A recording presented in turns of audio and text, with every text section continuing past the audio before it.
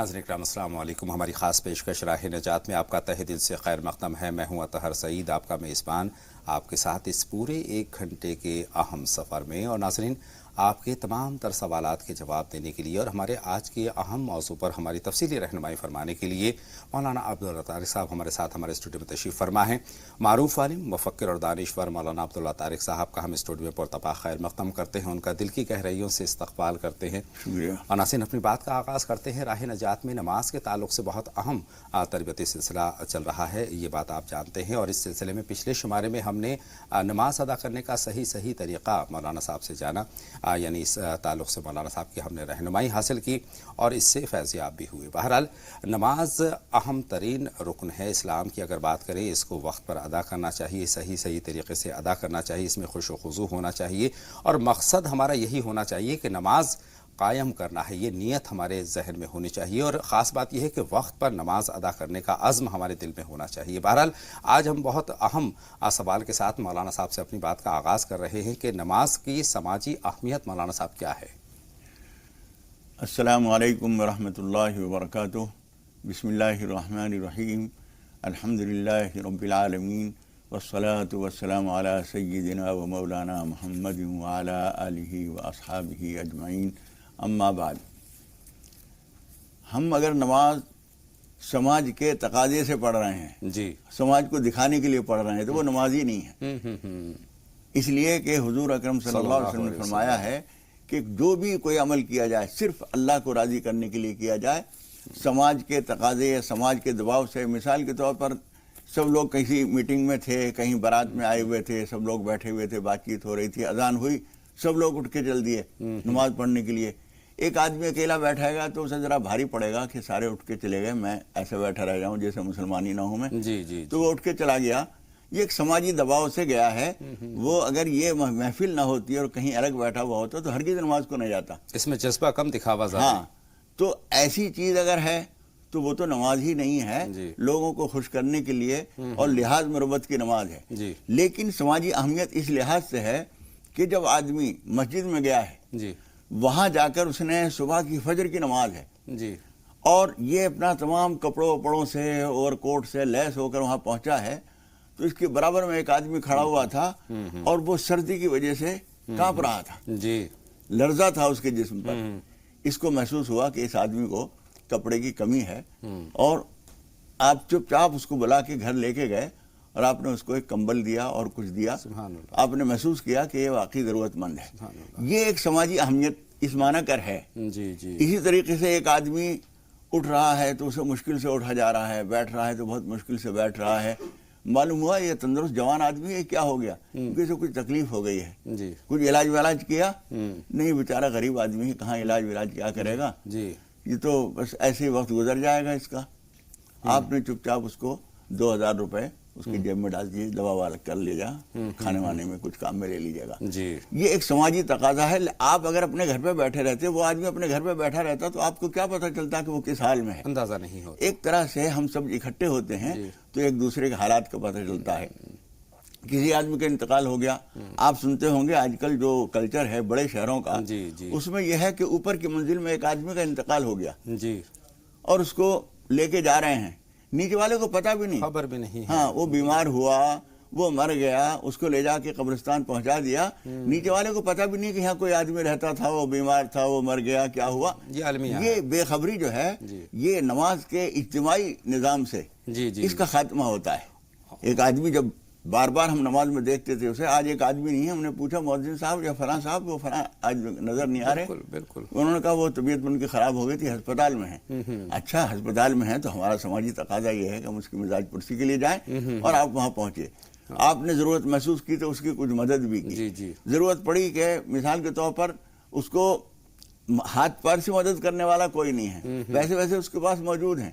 آپ کو اللہ تعالیٰ نے گاڑی دی ہے، آپ نے کہا چلیے میں آپ کو ہسپتال لے کے چھوڑ دیتا ہوں.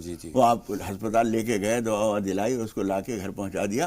یہ تمام تقاضے پورے ہوتے ہیں نماز کے ذریعے اس کے راستے کھلتے ہیں. صحیح فرما رہے ہیں. اور نماز جو ہے اتحاد و اتفاق پیدا کرتی ہے, ایک دوسرے سے ملنے کا موقع دیتی ہے, ایک دوسرے کے حالات جاننے کا موقع دیتی ہے. جیسا کہ آپ نے فرمایا کہ اگر کسی کی طبیعت خراب ہے, کوئی تنگ حالی کی زندگی جی رہا ہے, تو ہمیں اس کی خبر ہے, یا پھر کوئی بیمار ہے, یا پھر کوئی گزر گیا ہے اس دار فانی سے, تو یہ تمام باتوں کا ہمیں پتہ رہتا ہے اگر ہم نماز پابندی کے ساتھ پڑھتے ہیں. ایک چیز اور میں بتاؤں, حضور اکرم صلی اللہ علیہ وسلم نے صفوں کے بارے میں ایک بات عجیب بتائی ہے. جی. اور یہ بظاہر سمجھ میں نہیں آئے گی کہ اس بات کا اس سے کیا تعلق. جی جی جی. حضور اکرم صلی اللہ علیہ وسلم نے صفیں سیدھی کرنے کے لیے, آگے پیچھے نہ ہونے کے لیے ہدایت فرمائی. اس کے بعد آپ نے فرمایا لا تختلفوا فتختلف قلوبکم, آگے پیچھے اختلاف نہ کرو ورنہ تمہارے دلوں میں اختلاف انتشار پیدا ہو جائے گا. اس کا مطلب یہ ہوا کہ نماز جو ہے ہماری تربیت کرتی ہے, اور اس کے غیر محسوس اثرات ہمارے دلوں کے اوپر, ہمارے حالات کے اوپر پڑتے ہیں. اس لیے ان تمام چیزوں کے تقاضے کے مطابق بھی نماز کو زندہ کرنا اور اس کو بپا کرنا, اور اس کو تمام ہدایات کے ساتھ. آپ گئے نماز گھر پہ بیٹھ گئے, جا کے آفس سے گئے ہیں, تھکے آ رہے ہیں, آپ چائے وائے پی کے فارغ ہوئے, مغرب کی اذان ہوئی, آپ نے سوچا کون مسجد میں جائے, یہیں پڑھ لو.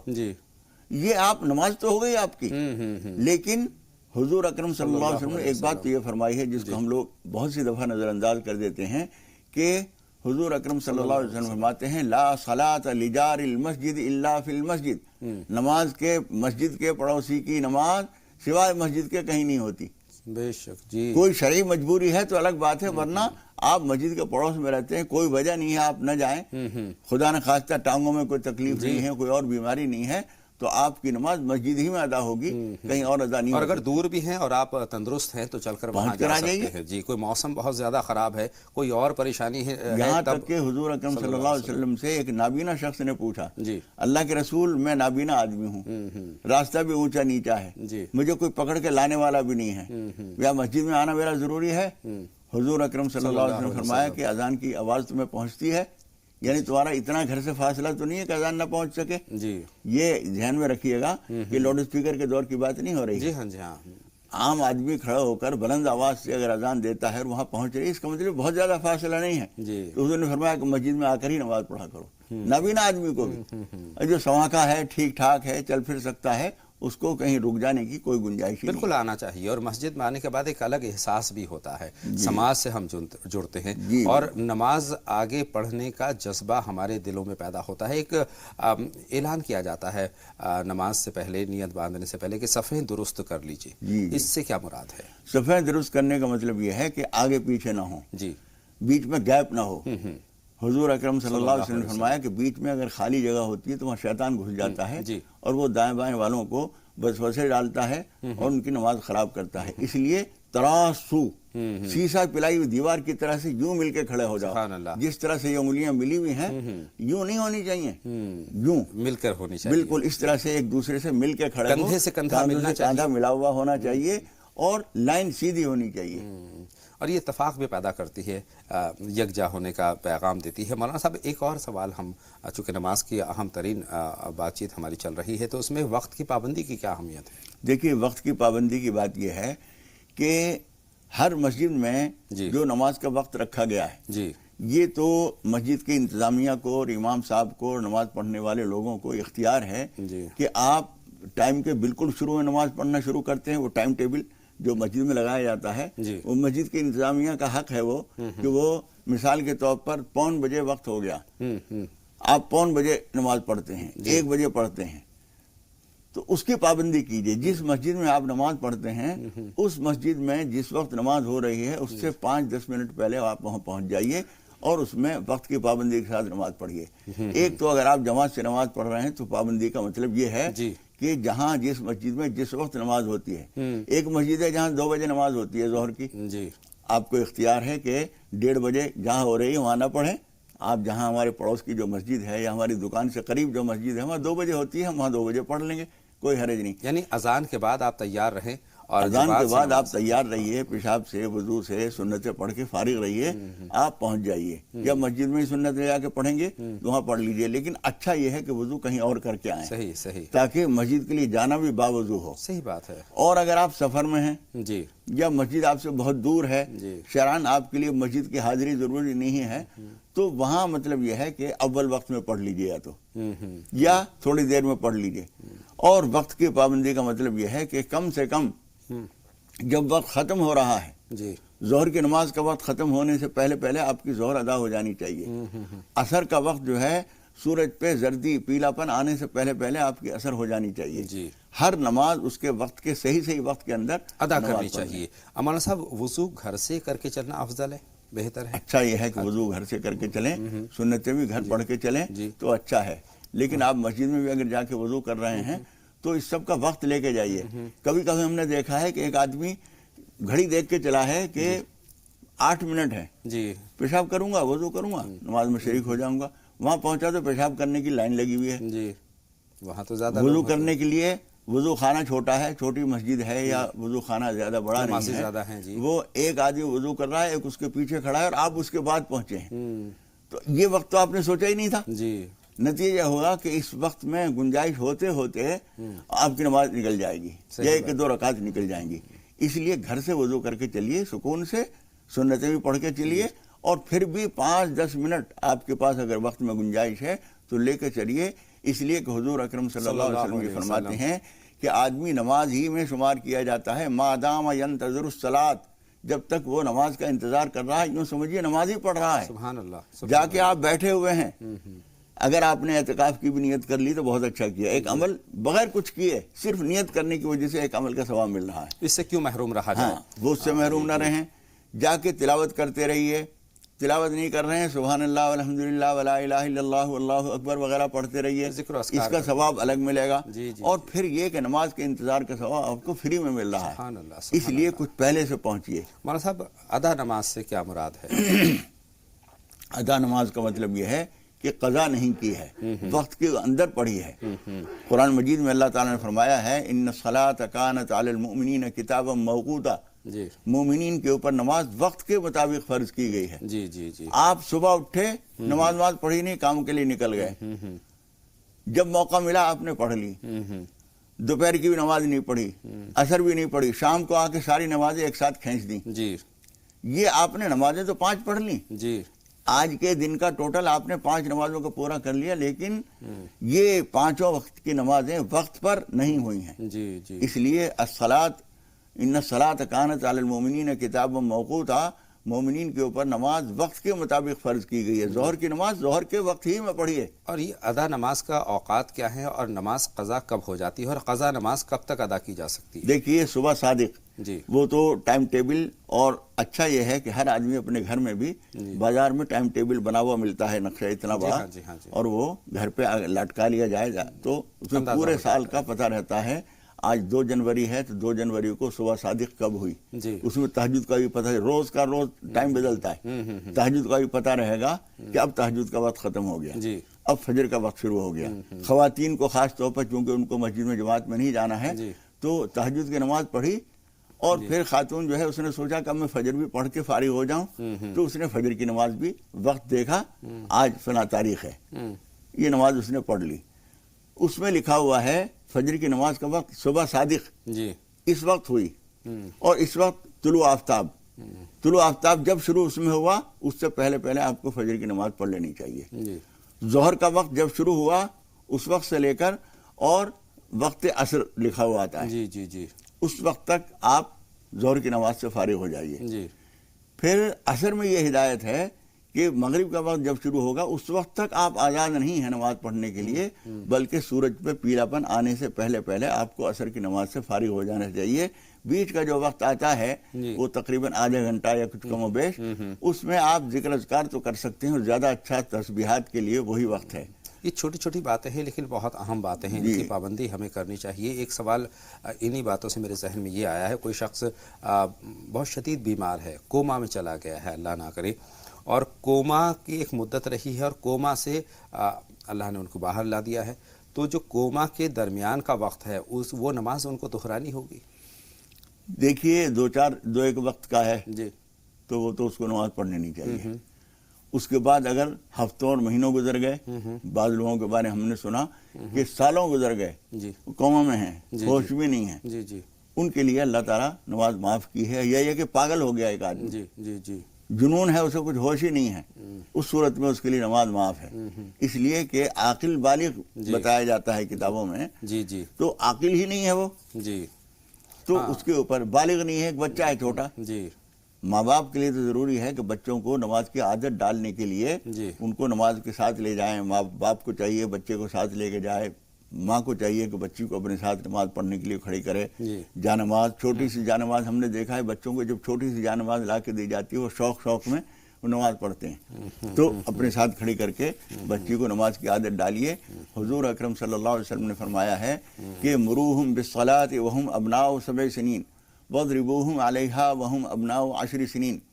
بچوں کو جب وہ 7 سال کے ہوں تو ان کو نماز کا حکم کرو، تو نماز کی تاکید کرو، اور جب وہ 10 سال کے ہو جائیں تو ان کے اوپر سختی کرو، نماز ضرور پڑھواؤ. بالکل. حالانکہ ابھی فرض نہیں ہے، لیکن فرض ہونے کے بعد وہ پرواہ نہیں کرے گا. شروع سے عادت ہوگی تو نماز کا شوق جو ہے وہ آگے جا کر عادت میں شمار ہو جاتا ہے. بچے کو شوق میں لے کر جائیں، بچے کو شوق میں گھر میں نماز پر آمادہ کریں، اور اس کے اندر شوق کو ہمیں بیدار کرنا ہے. یہ ہمارا جو ہے وہ ذمہ داری بنتی ہے. کئی مرتبہ ہم دیکھتے ہیں کہ مساجد میں بچوں کو بہت سختی کے ساتھ ان کو منع کرتے ہیں، تو سختی کے ساتھ نہ کریں، وہ طریقہ مناسب نہیں ہے. ایک چیز اصل میں ایک ضرورت بھی ہے، ہٹانا بھی ایک ضرورت ہے، اور اس کو وہ کھو نہ جائے. 500 آدمی ہیں مسجد میں، لیکن اس میں نرمی ہونی چاہیے، محبت ایک تو نرمی ہو، اور دوسرے باپ کو یہ چاہیے کہ وہ کنارے پہ کھڑا ہو اور اپنے ساتھ کنارے پہ اسے کھڑا کر لے. صف کے داہنی طرف وہ کھڑا ہوا اور اپنے داہنی طرف اس کو بچے کو کھڑا کر لیا. آئیے اپنے کالر سے بات کرتے ہیں. کالر سے بات کرنے کا وقت ہو گیا ہے. شہنواز صاحب ہمارے پہلے کالر ہیں، ان کا سوال شامل کرتے ہیں اور اس کے بعد بہن شگفتہ سے بات کریں گے. بتائیں شہنواز صاحب کیا جاننا چاہتے ہیں؟ شہنواز صاحب خیر مقدم آپ کا. جی فرمائیں. جی میرا سوال یہ ہے کہ ہمارے یہاں اذان سے پہلے بلند آواز میں درود شریف پڑھا جاتا ہے، جبکہ پہلے ایسا نہیں ہوتا تھا. اذان سے پہلے اور تکبیر اولیٰ سے پہلے بلند آواز میں درود شریف پڑھا جاتا ہے. درود شریف کا ذکر کر رہے ہیں؟ جی بہت شکریہ آپ کا سوال. جی ہم نے نوٹ کر لیا ہے. بہن شگفتہ آپ بتائیں آپ کیا جاننا چاہتی ہیں؟ جی السلام علیکم ورحمۃ اللہ وبرکاتہ. وعلیکم السلام بہن. آپ لوگوں کی رہنمائی کا بہت شکریہ. بہت شکریہ، جزاک اللہ خیر. جیسا کہ ابھی مولانا صاحب نے بتایا کہ مسجد کے پڑوسی کی نماز مسجد کے علاوہ کہیں نہیں ہوگی، تو مسجد کے پڑوسی سے کتنی دوری مراد ہے، پہلی بات. دوسری یہ کہ پہلے لاؤڈ اسپیکر نہیں تھے اور لوگ پیدل بھی آتے تھے، آج کل لاؤڈ اسپیکر بھی ہیں اور لوگوں کے پاس گاڑیاں بھی ہیں. تو مولانا صاحب کا تفصیلی بیان چاہیے. جی مولانا صاحب اس سوال کا مفہوم پہنچ گیا ہے. بہت شکریہ بہن، آپ کے دونوں سوال ہم نے نوٹ کر لیے ہیں. جواب کے لیے کچھ لمحوں کا انتظار کرنا ہوگا. اس وقت ہماری جو کالر موجود ہیں ہماری فون لائن پر، وہ شمیم بانو صاحبہ ہیں. ان سے بات کرتے ہیں وہ کیا جاننا چاہتی ہیں. خیر مقدم آپ کا شمیم بانو صاحبہ، سوال پوچھیے. السلام علیکم. وعلیکم السلام بہن فرمائیں. شمیم بانو صاحبہ سوال پوچھیے. 2 دن پہلے بھی فون لگایا تھا امی کے بارے میں پوچھنے کے لیے. فرمائیں. وہ میری امی نے بہت زیادہ گھومتی ہے مولانا صاحب، سنتے ہی نہیں بالکل. مجھے پیار سے بھی ہوگا ہمارا سمجھانا، بھائی بھی نافرمانی کرتے، روزانہ بالکل روزانہ گھومنا پھرنا چالو رہتا ہے. بھائی نافرمانی کرتے. امی کے تعلق سے کیا سوال تھا آپ کا؟ بہن آرام سے بولیے، کم الفاظ میں مکمل بات کہہ دیجیے. امی کے تعلق سے کیا سوال تھا؟ بھائی تو نافرمانی کرتے ہیں، یہ بات ہم تک پہنچ گئی. یہ وہ سنتی ہی نہیں بالکل بھی. امی نہیں سنتی ہے. دیکھیے ہم تک آواز مکمل طور پر نہیں پہنچ پا رہی ہے اور بات وضاحت کے ساتھ نہیں پہنچ پا رہی. تھوڑا سن لیجیے. بہت پریشان ہے، چھوٹی بہن بہت زیادہ پریشان رہتی ہے، وہ بالکل ٹینشن کرتے رہتے ہیں نا. بھائی نا بالکل نافرمانی کرتے ہیں ماسی سے کہ گھومنا پھرنا بند نہیں کریں گے تو ہم نافرمانی کریں گے. ٹھیک ہے بہن، آپ کی بات ہم تک پہنچ گئی ہے. سالار صاحب سے بات کریں گے اورنگ آباد سے. اپنے سوال کے ساتھ اس وقت ہماری فون لائن پر موجود ہیں. سالار صاحب خیر مقدم، آپ کا سوال پوچھے. السلام علیکم. وعلیکم السلام. فرمائیں سالار صاحب کیا جاننا چاہتے ہیں؟ بھائی صاحب سوال یہ ہے کہ جیسے نیا سال بدل گیا ہے تو ہمارے گھر میں بھی کیلنڈر پرانے ہو چکے ہیں جس پہ عربی اردو میں آیتیں، کچھ کعبہ شریف کی فوٹو ہوتی ہے، ہم اس کا کیا کریں؟ دوسرا سوال یہ ہے سر کہ اللہ کا قانون تو کوئی بدل نہیں سکتا. میں اپنی ایک سوچ بتا رہا ہوں، اگر کبھی اللہ ایسے بتاتے کہ بھائی खाना खाना है तो नमाज पढ़ना जरूरी है, शायद ऐसा होता तो कितना अच्छा रहता। मौलाना साहब, बात का मफहूम आप तक पहुंची गया है। खाना खाना है तो नमाज पढ़ना जरूरी है, इसका मतलब ये नहीं समझे हम क्या कहते। आपके दूसरे सवाल का मफहूम हम तक नहीं पहुंचा है सालार साहब। बहरहाल पुरानी कैलेंडर की बात कर रहे हैं, उसका जिसमें कलाम पाक जी, मैं समझ गया। देखिए, काबतुल्लाह है, हुजूर अकरम सल्लल्लाहु अलैहि वसल्लम का रौज़े अथर का फोटो है, या कुरान मजीद की आयतें हैं, ऐसी चीज़ों के लिए या तो आप उसको निकाल कर और कब्रिस्तान में दफन कर दीजिए, वरना फिर उसको नियत हमारी किसी साहिब ईमान की उसे चाक करते वक्त जो है बेअदबी की नहीं हो सकती। लेकिन जब हम अल्लाह को दो हिस्से कर देंगे तो वो अल्लाह नहीं रहा। रहमान को रे और हा मीम अलग अलग कर दिए तो वो रहमान नहीं रहा। उस सूरत में आप उसको दो हिस्से अगर कर देंगे तो फिर कहीं एक तरफ डाल दीजिए, बेअदबी ना हो, तो ये ठिकाने लगाया जा सकता है। लेकिन बेहतरीन तरीका ये भी हो सकता है कि आपके आसपास मदारिस हैं तो वहाँ पहुँचवा दीजिए। बहुत सारे मदरसे में पहुँचाने में तो मदरसे वाले क्या करेंगे? 100 घरों से ऐसे कैलेंडर और ऐसी चीजें आई तो मदरसे वाले भी आखिर हमसे फिर पूछेंगे, किसी से पूछेंगे हम क्या करें इसका। तो या तो कोई ऐसा कुआं है पाकिस्तान में दफन कर दीजिए, ये अच्छा तरीका है। लेकिन उसके एहतराम का हमें ख़ास ख्याल रखना है। एक कॉलर और हमारे साथ जुड़ रही है, हबीबुल निसा साहिबा हैदराबाद से सवाल पूछना चाहती हैं। फरमाएं बहन, क्या सवाल है आपका? हबीबुल निसा साहिबा सवाल पूछें, इस वक्त हमारी फोन लाइन पर मौजूद हैं। तो मेरा क्या जी, टीवी की आवाज़ बंद कर दीजिए बहन और सवाल पूछिए। बहन सवाल पूछें, हम मुंतज़िर हैं। वालेकुम अस्सलाम व रहमतुल्लाह। आपकी आवाज़ बहुत हल्की आ रही है बहन, आवाज़ बुलंद अपनी बात हम तक पहुंचा दीजिए। हेलो जी, फरमाइए। अस्सलाम वालेकुम रहमतुल्लाहि व बरकातहू। वालेकुम अस्सलाम व रहमतुल्लाह। बोलो क्या बोलते हैं सुनना नानी। हेलो जी, हम आपको सुन पा रहे हैं। आप इस्तिखारा का जवाब होना भाई, इस्तिखारा करी तो इस्तिखारा रात में मैं करी तो 3 दिन करी जी। हेलो, हाँ, हमारी बात आपसे मुमकिन नहीं हो पाएगी, टीवी सेट की आवाज़ बंद करनी होगी आपको, तभी बात मुमकिन है। हम करना नहीं करना बोल के जी। बहन, आपका सवाल नहीं पहुंच पा रहा है। और फिर रवानी से बोला करें, बात बोल के आदमी बहुत देर रुका हुआ है। हाँ, तो ये क्या तरीका है? इसमें लोगों को परेशानी होती है, ज़ाया होता है। जी मौलाना साहब, इस्तिखारे के ताल्लुक से इस्तिखारा का मैंने सुन लिया, इन्होंने 6 दिन इस्तिखारा किया है, उसका कोई जवाब इनको शायद नहीं मिला है। तो 1 दिन और कर लीजिए। और इस्तिखारे के लिए जरूरी नहीं है कि आपको ख्वाब में ही कुछ नजर आएगा, ख्वाब में भी कुछ नजर आ सकता है। दूसरे, एक सुबह सवेरे जब उठ के फारिग होती हैं तो बिस्तर पर बैठे बैठे गौर कीजिए जिस मसले में आप इस्तिखारा कर रही हैं उसमें आपकी राय क्या बनी। अगर किसी एक तरफ राय का रुझान होता है तो समझिए कि इंशाअल्लाह ताला वही बेहतर है, उसी पे आपको अमल करना चाहिए। बहन शगुफ्ता का सवाल ये है कि मस्जिद का पड़ोसी कौन है? हाँ, वो सवाल इनका बहुत अच्छा है। इसलिए कि जब बगैर लाउड स्पीकर के अजान होती थी तो चलना भी पैदल ही होता था ज्यादातर। अब लाउड स्पीकर से अजान हो रही है, दूर तक पहुंच रही है, तो पहुंचने के लिए मोटरसाइकिल भी है। तो अगर आप पहुंच ही सकते हैं तो ज्यादा अच्छा यह है कि शरीयत की बातों को मुकम्मल तौर पर अदा किया जाए। एक होती है रुखसत जी, इसका तफसील का ये मौका नहीं, मैं मुख्तसरन बता रहा हूँ। एक होती है रुखसत यानी इजाजत से फायदा उठाना, एक होती है अजीमत, किसी काम को पूरा पूरा अंजाम देना। तो पूरा पूरा अंजाम देना जो है ये आला बात है। अच्छा यह है कि आदमी दूर भी है और मोटरसाइकिल से आ सकता है तो पहुंचे और जमात के साथ ही नमाज पढ़े। बहुत शुक्रिया। शाह नवाज साहब का सवाल है कि उसका मफहूम अब तक पहुंचा रहा हूं कि अजान के वक्त हमें क्या एहतमाम करने चाहिए? अजान के वक्त एहतमाम, ये सवाल मैं उसमें तो मैं नहीं सुन सका जी जी, इसलिए कि अजान के वक्त एहतमाम मुअज्जिन क्या एहतमाम करे या सुनने वाले क्या? सुनने वाले को क्या एहतमाम? सुनने वाले को एहतमाम ये करना चाहिए कि एक तो खामोश हो जाए, कुछ बातचीत हो रही है, अच्छा यह है कि बात को रोक दें, कोई बहुत मजबूरी नहीं है तो बात रोक दें और कान लगा के उस बात को सुने और उसके बाद हर जो जुमला बोल रहा है मुअज्जिन वो उसको बोलते रहना चाहिए जिस तरह से भी मुअज्जिन बोल रहा है। अलबत्ता हय्या अला सलाह हय्या अल फलाह के बारे में बाद हदीसों में ये आता है कि उसमें भी जैसे मुअज्जिन बोले वैसे ही बोलते रहे, और बाद रिवायतों में ये आता है कि ला हौल वला कुव्वत इल्ला बिल्लाह ये पढ़ना चाहिए। बहरहाल अजान का जवाब देना وہ مسنون ہے. اور اذان کے بعد دعا کا بھی اہتمام کرنا چاہیے. دعا کا اہتمام کرنا چاہیے. جو دعا حدیث شریف میں نقل کی گئی ہے اور اکثر کتابوں میں، دینی کتابوں میں، نماز کی کتابوں میں وہ ملتی ہے، اللہم رب ہذہ الدعوۃ التامہ، وہ دعا کریں. اور وہ بھی یاد نہ ہو تو درود شریف پڑھ کر اور اس کے بعد دعا کریں. جو بھی آپ کو دعا کرنی ہے وہ دعا کی قبولیت کا وقت ہوتا ہے. چلیے بھائی شاہ نواز کو اپنے سوال کا مکمل طور پر جواب مل چکا ہے. بڑھتے ہیں آگے. 2 کالر موجود ہیں. نصرت ہیں حیدرآباد سے اور اس کے بعد اجمیر سے احمد نور اس وقت ہماری فون لائن پر موجود ہیں. نصرت آپ بتائیں کیا سوال ہے آپ کا؟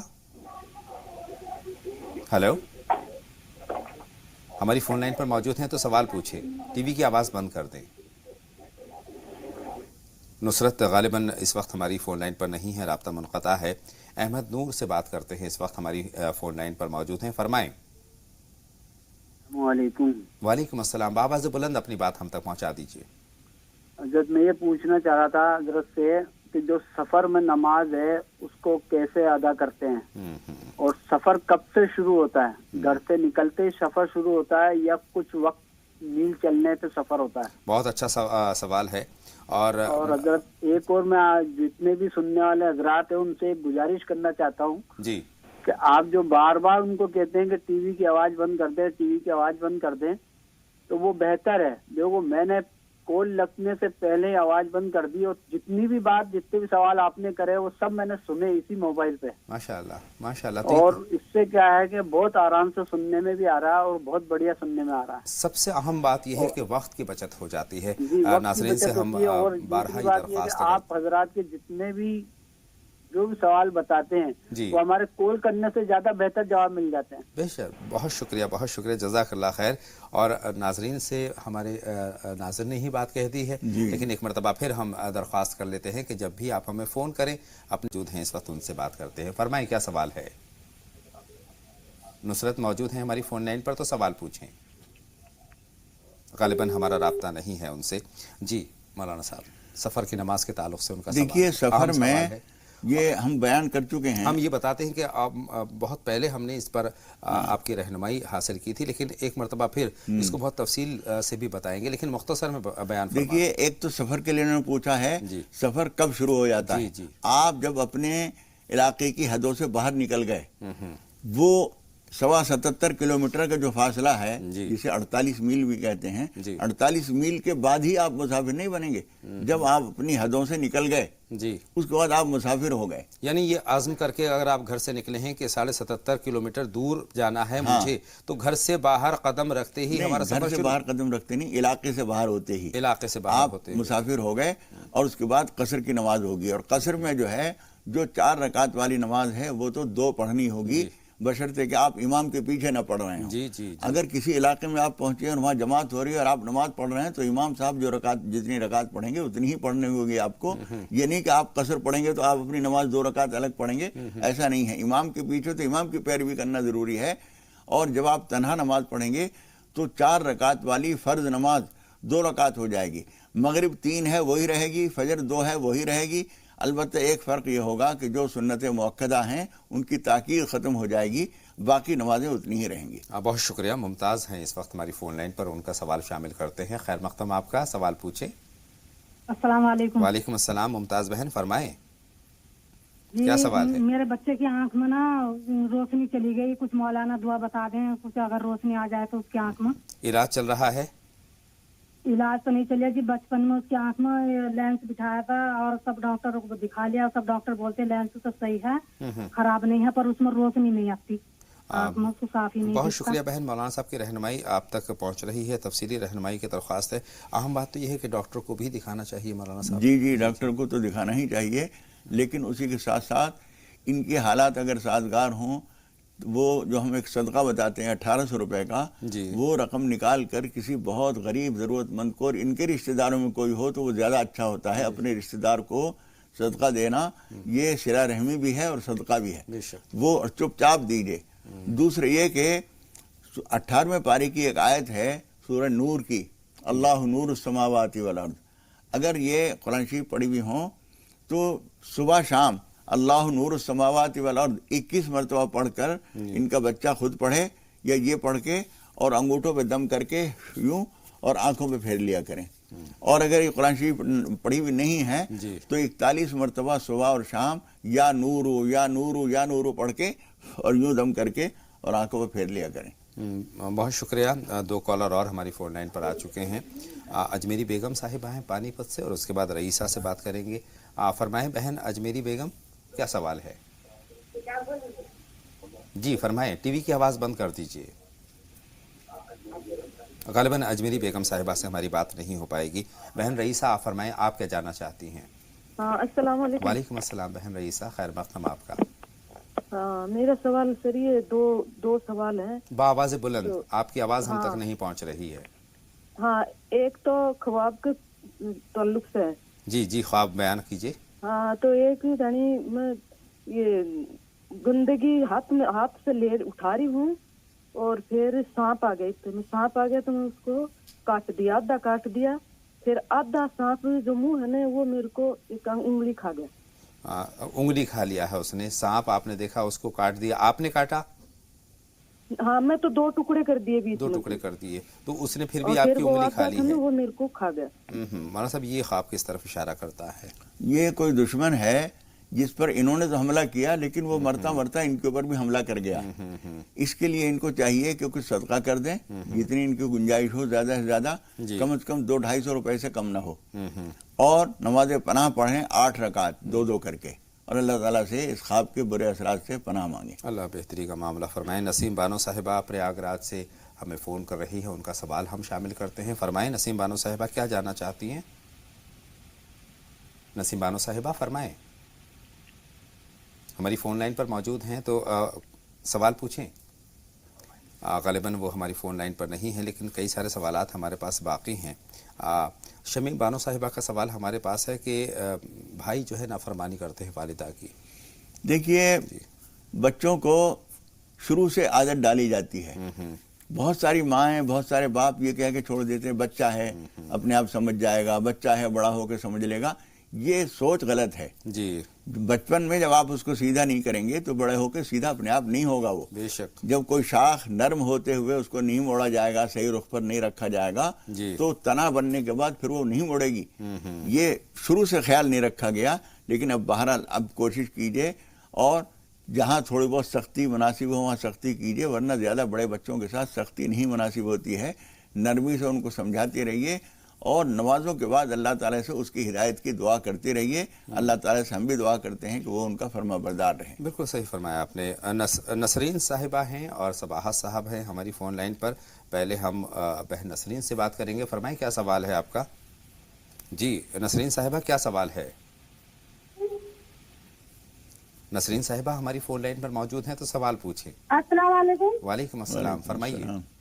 میرا سوال یہ ہے کہ میرے شوہر میں کچھ بھی بولتی ہوں تو سنتے نہیں ہیں, اور کہیں اگر جانے کے لیے بولتی ہوں تو جانے نہیں دیتے ہیں. میں ایسا کروں گا ویسا کروں گا. اور اس دن میں مولانا صاحب کو یہ خواب بتائی تھی نا کہ مطلب میں کپڑے دھو رہی ہوں تو وہ ہرے کپڑے والے صاحب کھڑے ہیں, تو وہ پیچھے میں 2-3 مہینہ سورہ بقرہ پڑی تھی گھر میں, تو وہ میں ایسا دیکھے میں کپڑے دھو رہی ہوں تو سامنے ہرے صاحب والے جا کے پیچھے والے کو دوسرے والے گھر والے کو مار دیا. مطلب وہ کون ہے وہ نہیں پتا میرے کو, مگر جو میرے سامنے کھڑے تھے ہرے صاحب والے وہ جا کے ان کو مار دیے. ہرے صاحب والے, ہرے صاحب والوں نے کس کو مارا ہے؟ وہ پیچھے جو آدمی مطلب وہ کون ہے وہ نہیں پتا, اس کو مارے تھے. اس دن میں خواب میں آپ سے خواب کی بات کری تھی نا. جی چلیے آپ کا سوال ہم نے آج بھی نوٹ کر لیا ہے. بہن صباحت سے بات کریں گے. فرمائیں بہن کیا سوال ہے, کیا جاننا چاہتی ہیں؟ صباحت صاحبہ سوال پوچھیے. غالباً وعلیکم السلام. ٹی وی کی آواز بند کر دیں سب سے پہلے صباحت, اور اس کے بعد سوال پوچھیے. وعلیکم السلام. السلام علیکم جی. آپ کا پروگرام بہت ہی زیادہ اچھا لگتا ہے, اور مجھے تہجد کی نماز کے بارے میں پوچھنا تھا کہ تہجد کی نماز جو پڑھتے ہیں کیا اس کے بعد میں قرآن شریف پڑھ سکتے ہیں؟ قرآن شریف اور جو نماز جو چیزیں تسبیح وغیرہ اور جو سورۃ نور جیسے اور جو ہم تلاوت کرتے ہیں کلام پاک کی, فجر کی نماز تک کر سکتے ہیں؟ اور بہن آپ کا بالکل آپ کا سوال ہم نے بالکل کہ میں نماز تہجد کی پڑھ رہی ہوں, اس کے بعد یہ قرآن شریف کی تلاوت کر رہی ہوں. بہت شکریہ بہن, سوال مکمل طور پر ہم تک پہنچ گیا ہے. صباحت بہن کے سوال کے ساتھ, لیکن اس سے پہلے چونکہ خواب کا معاملہ ہے ہم نسرین صاحبہ کا خواب سب سے پہلے لے لیتے ہیں، چونکہ خواب مکمل طور پر رہنا چاہیے ذہن میں. جی وہ ہرے کپڑے والا. جی ہاں جی ہاں جی. دیکھیے پچھلی مرتبہ انہوں نے الٹ بتا دیا تھا اور میں خود سوچتا رہا کہ یہ بے ترتیب یعنی بے تکی بات بن رہی ہے. اب صحیح بات انہوں نے بتائی ہے.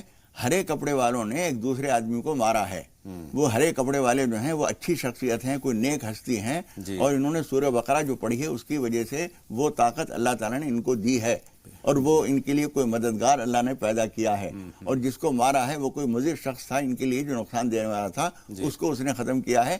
اب یہ خواب انہوں نے صحیح بتایا اور اس کی تعبیر اب سمجھ میں آ رہی ہے. وہ ان کے حق میں اچھا ہے. سورہ بقرہ کی برکت سے وہ کوئی ہستی اللہ تعالیٰ نے ان کو بھیجی تھی جس نے ان کے دشمن کو مارا ہے. سبحان اللہ. صادق ہیں ہماری فون لائن پر آندھرا پردیش سے. فرمائیں صادق صاحب کیا سوال ہے؟ السلام علیکم ورحمۃ اللہ وبرکاتہ. وعلیکم السلام ورحمۃ اللہ وبرکاتہ. میں آندھرا پردیش سے کال کر رہا ہوں. میرا نام صادق. جی جی فرمائیں صادق صاحب. ہمارے گھر والی جو مسز ہے نا ان کو طبیعت بہت خراب ہے. آپ کی آواز بہت ہلکی آ رہی ہے، بآواز بلند. ہماری مسز کو پیر درد زیادہ ہے جی، نیچے ایڑی سے کمر تک ہے. تو ہاسپٹل کو دکھائے تو انہوں نے دوائی بھر تو بولتے لیکن کچھ بھی کم نہیں ہو رہا. علاج چل رہا ہے؟ جی علاج چل رہا ہے. مولانا صاحب آپ سارے علاج کر رہے ہیں لیکن ایڑی سے لے کر کے کمر تک درد کی شکایت ان کی اہلیہ کو. دیکھیے جب کوئی علاج کام نہ دے تو پھر اللہ رب العالمین سے دعا کرنے کا ہی طریقہ سب سے بہتر ہوتا ہے. اس کے لیے ان کو چاہیے کہ 2 رکعت کر کے روزانہ 4 رکعت نماز پناہ پڑھنے کا مستقل معمول بنا لیجیے. اور 2 رکعت نماز توبہ روزانہ پڑھ لیا کریں. کم از کم 15 دن یہ عمل جاری رکھیں اور دونوں آدمی کریں گے تو انشاءاللہ اچھا رہے گا. اللہ نے چاہا تو اسی سے یہ پریشانی ختم ہو جائے گی انشاءاللہ تعالی. فردوس صاحبہ ہماری فون لائن پر آ چکی ہیں. بتائیں بہن فردوس کیا سوال ہے، کیا جاننا چاہتی ہیں؟ فردوس صاحبہ فرمائیں. غالباً فردوس صاحبہ سے ہمارا رابطہ نہیں رہا ہے. نسرین صاحبہ کا دوسرا سوال یہ ہے کہ شوہر کہیں آنے جانے نہیں دیتے ہیں اور ان کا کہا نہیں سنتے ہیں. دیکھیے محبت میں جب کمی ہوتی ہے تو پھر ایک آدمی اپنی بات کو دوسرے پر مسلط کرنے کی زیادہ کوشش کرتا ہے. جی اس لیے آپ ایسا کیجئے کہ یا ودود یہ صبح شام 100 مرتبہ اور باقی نمازوں میں 41 مرتبہ پڑھ کر اللہ سے دعا کیجئے کہ ان کے دل میں آپ کی محبت پیدا ہو اور باہمی تعلقات بہتر ہو جائیں. یہ دعا کیجئے تو پھر انشاءاللہ تعالیٰ جائز مطالبوں کو وہ مانیں گے انشاءاللہ تعالیٰ. آئیے نسرین صاحبہ سے بات کرتے ہیں. پونے سے سوال پوچھنا چاہتی ہیں. خیر مقدم آپ کا نسرین صاحبہ. السلام علیکم. وعلیکم السلام. خیر مقدم آپ کا راہ نجات میں سوال میرا یہ سوال ہے کہ جیسے ہندو لوگوں میں پیر چھونے کا ایک رواج ہے تو اسی طرح سے میں نے ابھی ریسنٹلی ایک شادی اٹینڈ کی ہے مسلم کی رشتے میں کی، لیکن ان لوگوں میں بھی میں نے دیکھا ہے کہ لڑکا اپنے ماں باپ کے پیر چھو رہا ہے تو کس حد تک صحیح ہے. میرے دل میں یہ سوال آیا کہ یہ ہو سکتا ہے کہ ہم لوگ تو نہیں کرتے ویسا. اچھا سوال آپ نے پوچھا ہے. ہم لوگ نہیں. اسلام کیا کہتا ہے، اسلامی تہذیب کیا کہتی ہے مولانا صاحب؟ دیکھیے ہم نے اس چیز کو بہت گہرائی سے دیکھا ہے. جی حضور اکرم صلی اللہ علیہ وسلم کے متعلق بھی متعدد صحابہ کرام کی یہ بات ملتی ہے. بعض خواتین نے بھی حضور اکرم صلی اللہ علیہ وسلم کے قدم چومے ہیں، ہاتھ بھی چومے ہیں. صحابہ کرام بھی. حضرت انس بن مالک کے بعض شاگرد ان کے ہاتھ چوما کرتے تھے اور بھی بزرگوں کے ہاں یہ معمول رہا ہے. حضرت نظام الدین اولیاء رحمۃ اللہ علیہ حضرت بابا فرید کے قدم چومتے تھے اور جب لوگوں نے کہا کہ یہ ایسا آپ کیوں گوارا کرتے ہیں تو انہوں نے کہا کہ بابا فرید صاحب ایسا کرتے تھے اس لیے میرے بھی قدم چومتے ہیں، لوگ منع نہیں کرتا. اس لیے اس کو غلط تو نہیں کہنا چاہیے لیکن جو نہیں کرتا ہے اس کو مجبور نہ کیا جائے اور جو کر رہا ہے اس کی مذمت نہ کی جائے. اس لیے کہ کئی حدیثوں سے یہ بات ثابت ہے کہ حضور اکرم صلی اللہ علیہ وسلم کے قدم بھی چومے ہیں اور ہاتھ بھی چومے ہیں صحابہ کرام نے. آئیے بڑھتے ہیں آگے. اشفاق صاحب سے بات کرتے ہیں لیکن اس سے پہلے شوکت صاحب ابھی ہماری فون لائن پر موجود ہیں، ان سے بات کرتے ہیں. شوکت صاحب فرمائیں کیا سوال ہے آپ کا؟ شوکت صاحب سوال پوچھیں. ہلو جی بآواز بلند اپنی بات ہم تک پہنچا دیجیے. ٹی وی کی آواز بند کر دیجیے. ہم آپ کو سن پا رہے. وعلیکم السلام. ہم آپ کو سن پا رہے ہیں. برائے کرم اپنے ٹی وی کی آواز بند کر دیجیے. جی ہلو آواز بند ہے. جی فرمائیں. السلام علیکم. وعلیکم السلام. جی سوال میرا سوال یہ مولانا صاحب سے، میری بیوی اگر مہنواری کہے تو کیا میں اس کے ساتھ لیٹ گیا ہوں، چپک کے لیٹ گیا ہوں، سب کچھ ہو گیا تو کیا میں فجر کی نماز پڑھ سکتا ہوں ساتھ میں؟ دوسرا سوال یہ کہ میری بیوی نے جب بیمار ہو گئی تھی تو انہوں نے ایک وعدہ کیا اللہ سے کہ میں جب ٹھیک ہو جاؤں گی تو نماز پڑھوں گی. اب وہ نماز نہیں پڑھ پاتی ہیں, نہیں پڑھ رہی, تو اس کے لیے مجھے کیا کرنا چاہیے؟ سوال دونوں بات سمجھ, لیکن ایک ہم سوال اور شامل کر لیتے ہیں. اشفاق صاحب منتظر ہیں. خیر مقدم آپ کا. اشفاق صاحب سوال پوچھیے. اشفاق صاحب سوال پوچھے, ہماری فون لائن پر موجود ہیں. تو غالباً اشفاق صاحب ہماری فون لائن پر نہیں ہیں. شوکت صاحب کا سوال مکمل طور پر آپ کے پاس ہے. جی دیکھیے, پاس لیٹنے میں, بات چیت کرنے میں, چھونے تک میں بھی کوئی حرج نہیں ہے, بشرطے کہ کپڑوں پر کوئی گندگی کے اثرات نہ آ جائیں. اگر ایسا آیا تو آپ اس حصے کو پاک کر لیجئے, اس کپڑے کو دھو لیجئے, استنجا کر لیجئے, اس کے بعد آپ نماز پڑھ سکتے ہیں, اس میں کوئی حرج نہیں. اور دوسری بات جو انہوں نے کہی ہے, جب ہم اللہ تعالیٰ سے کسی بات کا وعدہ کرتے ہیں کہ پروردگار میرا یہ کام ہو جائے تو میں پھر نماز کی پابندی کروں گا, اور اس کے بعد وہ کام اللہ تعالیٰ نے کر دیا, تو نماز تو ویسے بھی ہے ہی فرض, لیکن آپ نے جب ایک بات کہی ہے تو اب دوبارہ آپ نے اپنے اوپر لازم کر لیا ہے. اندیشہ یہ ہے کہ خدا نخواستہ دوبارہ طبیعت خراب ہو جائے اور اس کے بعد پھر علاج سے بھی فائدہ نہ ہو. اس لیے ان کی اہلیہ کو یہ خیال رکھنا چاہیے, جب تم نے اللہ سے وعدہ کیا ہے تو اسے پورا کرو. نہ بھی وعدہ کیا ہو تو نماز تو فرض ہے, اس کو آپ نے ایک دفعہ اور دوبارہ اپنے اوپر لازم کر لیا ہے. اس لیے غفلت نہ کرو, ورنہ اندیشہ ہے کہ دوبارہ طبیعت خراب ہو جائے اور خدا نخواستہ پھر تمہارے کچھ کہنے سننے سے بھی فرق نہ پڑے. صحیح فرما رہے ہیں. آئیے دو کالر ہیں, ان سے بات کر لیتے ہیں. سعادات صاحب پونے سے ہماری فون لائن پر ہیں, اور اس کے بعد ریشما سے ہم بات کریں گے. سعادات صاحب فرمائیں, کیا سوال ہے آپ کا؟ میں پونا سے شاداب بول رہا ہوں. السلام علیکم. وعلیکم السلام. فرمائیں. تھوڑا ہمارا فائنینشیل کنڈیشن تھوڑا گرتے جا رہا ہے, تو جو ہمارے رشتہ دار وغیرہ لوگ ہیں سب لوگ دور بھاگ رہے ہیں. یہ ایسا کیوں ہو رہا ہے مجھے کچھ سمجھ میں نہیں آ رہا. فائنینشیل کنڈیشن سے اور لوگوں کا کیا تعلق ہے, میرے کو ذرا یہ بات سمجھائیں. بہت شکریہ بھائی آپ کا. دیجیے ہمارے آپ کا جو دل کا درد ہے وہ آپ کے الفاظ سے چھنتا ہوا ہم تک پہنچ رہا ہے. بہن ریشما سے بات کر لیں اور اس کے بعد دونوں سوالات کے ہم جواب دیں گے. بہن ریشما بتائیں, کیا سوال ہے آپ کا؟ السلام علیکم. وعلیکم السلام. خیر مولانا صاحب کو بھی میرا سلام. وعلیکم السلام. ریشما صاحبہ, مجھے مولانا صاحب سے خواب کی تعبیر پوچھنی ہے. میری مما کو ہے نا 1.5 سال ہو گیا ختم ہوئے, وہ خواب میں دیکھی ہے وضو بناتی ہوئی, اور ایک میری بڑی سسٹر ہے, ان کو خواب دکھا 2-3 دن سے کھانے کی چیزیں دکھ رہی, کبھی بریانی دکھ رہی ہے, کبھی پکا ہوا گوشت دکھ رہا ہے, کبھی کھیر دکھ رہی ہے. اس کی تعبیر بتا دیجیے. بہت شکریہ بہن, دونوں خواب ہم نے نوٹ کر لیے اور یہیں سے اپنی بات کا آغاز کرتے ہیں. آپ کی والدہ جو آپ کو نظر آئی ہیں وضو کرتی ہے, وہ تو آپ کو کہہ رہی ہیں کہ تم بھی نماز کی, روزے کی, سب چیزوں کی پابندی کیا کرو. اگر خدا نخواستہ تم نماز میں کوتاہی کر رہی ہو تو تمہاری والدہ کا مشورہ یہ ہے کہ نماز کی پابندی کرو. اور وہ تمہاری بہن جو کھانے دیکھ رہی ہیں, اس کا مطلب یہ ہے کہ ایک آدھ مرتبہ اپنی گنجائش کے مطابق کھانا بنوا کر غرباء و مساکین میں تقسیم کرا دو. دونوں خواب کے اشارے بہن تک پہنچ گئے ہیں. سعادات صاحب کا سوال اہم ہے, سماجی طور پر بھی اور اسلامی طور پر بھی. وہ کہتے ہیں کہ معاشی طور پر میں کمزور ہوں تو میرے تمام عزیز اقارب مجھ سے دور بھاگ رہے ہیں. دیکھیے, مجھے عربی کا ایک شعر یاد آ رہا ہے جس میں ایک ادبی نکتہ بھی ہے. جی جی جی. وہ شاعر نے کہا ہے, رأیت الناس قد مالو الی من عنده مالو ومن لا عنده مالو فعنه الناس قد مالو. میں نے لوگوں کو دیکھا کہ لوگ مالو کا مطلب مائل کر رہے ہیں, ہٹ جاتے ہیں جی, اور مالو کا مطلب مال بھی. تو وہ کہہ رہے ہیں جس کے پاس مال ہوتا ہے اس کے پاس لوگ آتے ہیں, اور جس کے پاس مال نہیں ہوتا اس سے لوگ ہٹ جاتے ہیں. یہ سمجھداری کی بات یہ ہے کہ جب ہم غریب ہوں اور لوگ ہم سے کنارہ کر لیں تو ہمیں بھی برا نہیں ماننا چاہیے. یہ لوگوں کی عادت ہے, لیکن اس سے انسانوں کو سمجھنے میں بہت بڑی مدد ملتی ہے جو خوشحالی میں نہیں ملتی. آپ کا کون سچا دوست ہے اور کون مال کی وجہ سے آپ کے قریب آ رہا ہے, اس کے پہچاننے کا یہ موقع ہوتا ہے. آپ برا تو مانیے نہیں, لیکن اپنے حالات کو بہتر کرنے کی کوشش کرتے رہیے. شکوہ نہ کیجیے, کوئی آ رہا ہے مل رہا ہے بہت اچھی بات ہے, اور جب اللہ تعالیٰ آپ کو خوشحالی دے دے, اور جو لوگ اس وقت آئیں تو ان سے یہ نہ کہیے کہ اچھا اب تم ہلاتے ہوئے میرے پاس آ رہے ہو, کل جب میرے حالات کمزور تھے تو کوئی نہیں آتا تھا. ہمارے یہاں اردو میں ایک کہاوت ہے کہ ڈلیا میں روٹی سب میرے گوتی, نہ رہی روٹی سب کوئی نہ رہا گوتی.